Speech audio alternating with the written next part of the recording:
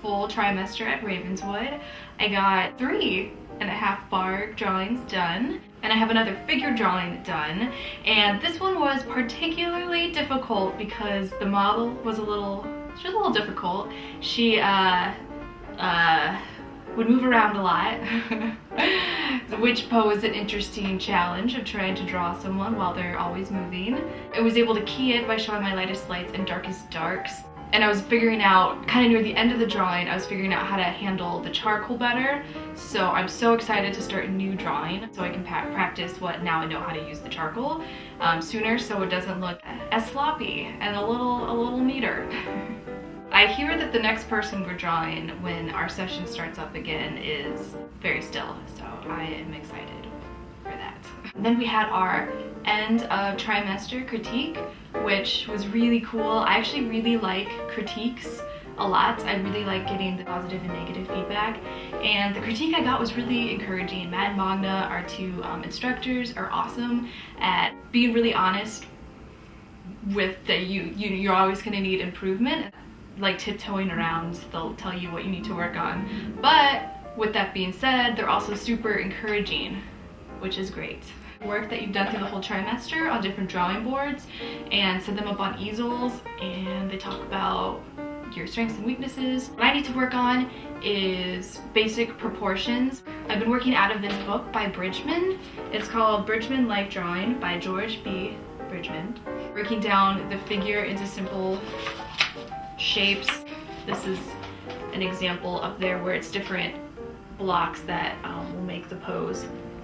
It really helps learning how to break the figure down into simple shapes, and then you can get more complex once you get it solidly down. I really like this book, and if anyone is struggling with figure drawings or getting into drawing, or just would like a refresher, this is really good to do in your free time. I really enjoy it. Someone said they were going through the Bridgman book, and they said that they bought it and they were disappointed and they didn't get a lot out of it. I asked them why they didn't think it was helping them, and they said that they felt like the book doesn't have a lot of substance to it. And I think that might be, just a warning if you get it, it's broken down into chapters. They'll have some paragraphs kind of describing, and then the rest of the chapter is just sketches that are kind of explaining what that said. I could see how someone would think that there isn't a lot of substance to it if you're just reading it. That I find really helpful is every single sketch that's in here you copy as precisely as possible, and so that's what I've done in my sketchbook. Ow, that just stabbed me in the leg. A pencil was in there. But if you follow my Instagram account or follow me on Facebook, I always post what I do out of here. Some strengths that they said I have is that my bark drawings are looking really solid. That's good.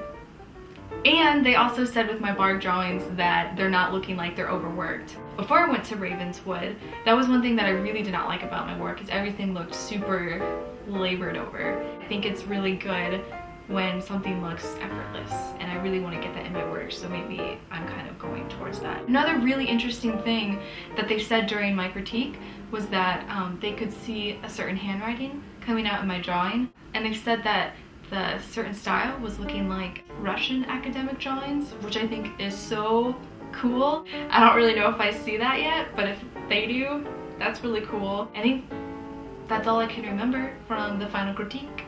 So, the end.